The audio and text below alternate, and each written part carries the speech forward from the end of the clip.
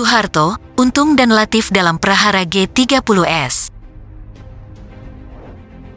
Versi rezim Soeharto mulai tampak sangat mencurigakan pada akhir tahun 1990-an, ketika informasi tentang latar belakang Soeharto muncul. W.F. Wertheim, seorang Belanda pakar keindonesiaan terkemuka, mengungkapkan dalam sebuah artikel pendek pada tahun 1970 bahwa Soeharto adalah teman dua orang pimpinan G30S, yakni Letnan Kolonel Untung dan Kolonel Latif. Soeharto pergi dari Jakarta ke sebuah kota kecil di Jawa Tengah, yaitu Kebumen, pada akhir April tahun 1964 untuk menghadiri pernikahan Untung. Hubungan antara kedua orang ini tentu cukup rapat, karena seorang jenderal angkatan darat kiranya tidak akan melakukan perjalanan jauh hanya untuk urusan remeh-temeh belaka. Soeharto juga mengenal Kolonel Latif sebagai teman dekat. Dua orang ini sudah saling mengenal sejak hari-hari perang gerilya melawan Belanda dalam akhir tahun 1940-an.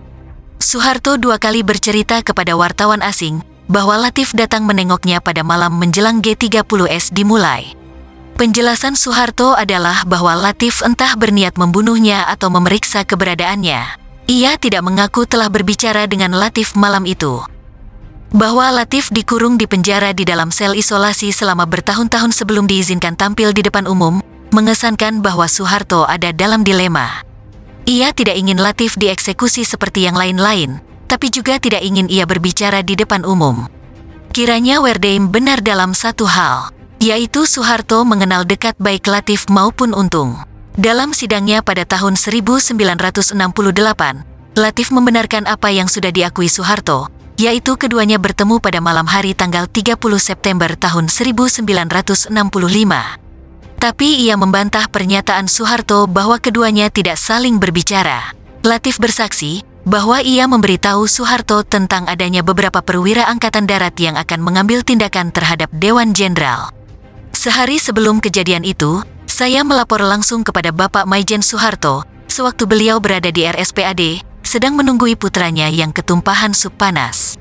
Dengan laporan saya ini, berarti saya mendapat bantuan moral, karena tidak ada reaksi dari beliau. Latif bercerita lebih lanjut. Ia menyatakan bahwa ia juga sudah membicarakan masalah Dewan Jenderal dengan Soeharto satu hari sebelumnya, tanggal 29 September, di kediaman Soeharto di Jakarta. 2 hari sebelum peristiwa tanggal 1 Oktober tahun 1965, saya beserta keluarga mendatangi ke rumah keluarga Bapak Jenderal Soeharto di Jalan Haji Agus Salim, yang waktu itu beliau masih menjabat sebagai Panglima Kostrat.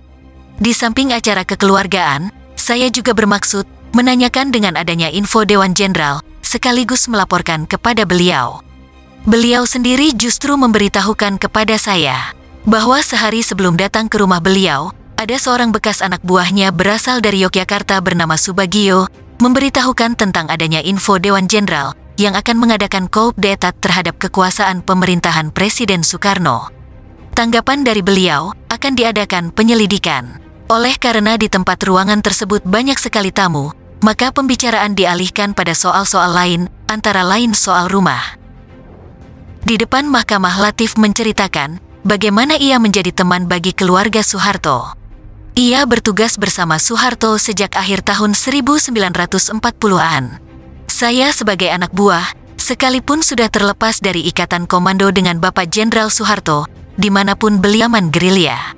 Mengenai kekeluargaan di luar dinas pun, saya mempunyai keakraban semenjak di Jawa Tengah. Sekalipun beliau sudah terlepas dari komando saya, tetap sering saya datangi. Kebiasaan perwira-perwira bawahan yang sejajar dengan saya, komandan-komandan batalion, jarang datang ke tempat beliau, terkecuali saya. Kata teman-teman saya itu, mereka merasa segan, karena Jenderal Soeharto dianggap terlalu seram. Penilaian saya tidak. Sebagai bukti lagi, sewaktu beliau menghitankan putranya bernama Sigit, keluarga saya pun datang. Saya sendiri tidak dapat datang, karena ibu saya sedang sakit keras di Surabaya. Sebaliknya, pada waktu saya menghitankan anak saya, beliau dengan Ibu Tin juga datang ke rumah saya. Jadi kesimpulan saya dengan Jenderal Soeharto sekeluarga, tidak mempunyai persoalan apapun, malahan mempunyai hubungan akrab. Latif demikian dekat dengan Soeharto, sehingga pada kunjungan tanggal 29 September tersebut ia mengusulkan bertukar rumah dengan Soeharto. Sebagai perwira komando distrik Jakarta, Latif mendapat sebuah rumah besar bekas kediaman Duta Besar Inggris. Latif mengatakan bahwa ia berencana memberikan rumah itu kepada Soeharto, dan kemudian ia dan keluarganya pindah ke rumah Soeharto yang lebih sederhana. Latif ingin agar teman lama dan perwira atasannya itu memiliki rumah yang lebih bagus. Untung, menurut Latif, juga bekas bawahan yang mempunyai hubungan baik dengan Soeharto. Letkol Untung pun juga pernah menjadi anak buah langsung sewaktu di daerah Korem Salah, yang kemudian Letkol Untung terpilih sebagai salah seorang pimpinan gerilyawan yang diterjunkan di Halmana di Irian Barat sewaktu Trikora. Pernah saya dengar dari pembicaraan Letkol Untung sendiri, sewaktu selesai tugas Trikora ia dipindahkan ke Resimen Cakrabirawa. Ia katakan dengan peristiwa itu, Jenderal Soeharto pernah marah-marah atas kepindahannya ke Men Cakra itu. Karena ia akan ditarik sebagai pasukan Kostrad di bawah pimpinan beliau. Kecurigaan secara khusus ditujukan untuk dengan telak mencemarkan PKI maupun Presiden Soekarno sendiri. Dan dengan demikian, memberi kesempatan dan alasan untuk membersihkan pengaruh mereka dalam kehidupan politik di Indonesia. Gerakan tanggal 30 September kelihatan begitu semrawut dan sia-sia, karena merupakan operasi gadungan yang memang dibuat untuk dipatahkan dengan mudah. Werdeim tidak berspekulasi tentang peranan setepatnya yang dimainkan Soeharto, Untung, dan Latif dalam G30S. Alur kisah Werdeim secara tidak langsung menyatakan bahwa Soeharto bagaimanapun juga bersekongkol dengan teman-temannya dalam mengorganisasikan G30S. Barangkali Soeharto memprakarsai G30S, menempatkan dua teman lamanya dan Syam dalam kepemimpinan, lalu mengkhianati mereka. Atau, barangkali Soeharto menyatakan kepada teman-temannya bahwa G30S memang akan gagal, namun menjanjikan kepada mereka bahwa mereka akan selamat dan diberi kedudukan yang enak dalam pemerintahan baru. Wakil Perdana Menteri Soekarno, yaitu Subandrio, menceritakan bahwa ketika ia dan Untung bersama-sama di penjara, Untung bercerita kepadanya bahwa Soeharto suatu saat akan menyelamatkannya. Untung yakin bahwa hukuman mati yang dijatuhkan kepadanya hanya sandiwara dan tidak akan pernah dilaksanakan. Informasi ini tidak dapat diandalkan. Heru Atmojo, yang dipenjarakan bersama Untung dan Subandrio di Cimahi, meragukan keterangan ini karena Untung tidak pernah berbicara semacam itu kepadanya. Beberapa ekstapol lain teringat bahwa dalam tahun-tahun terakhir di penjara, Subandrio sedikit banyak telah kehilangan kesehatan jiwanya. Berdiri sendiri, bukunya yang ringkas itu, ditulis tahun 2000, sesudah dibebaskan dari penjara, tidak cukup dapat dipercaya. Walaupun dalam judulnya tercantum kata kesaksian, buku ini memuat lebih banyak spekulasi dan informasi dari tangan kedua, ketimbang laporan saksi mata dan argumentasi yang cermat.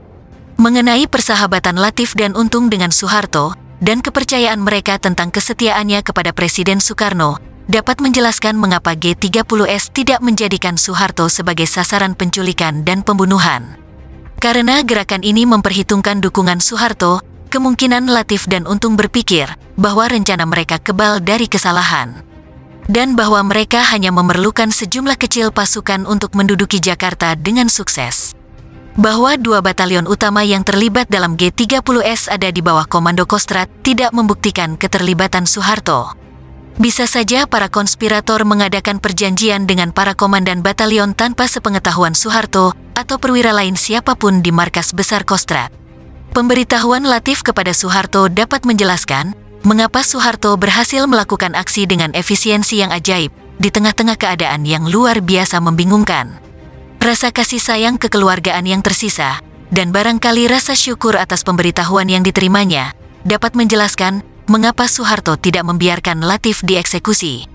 Walaupun bukti-bukti yang ada tidak mendukung pendapat bahwa Soeharto adalah dalang, mereka setidak-tidaknya memberi kesan bahwa Soeharto telah mengetahui keberadaan G30S sebelumnya, memberikan dukungan dengan diam-diam, dan akhirnya mengkhianati bekas sahabat-sahabatnya yang naif itu.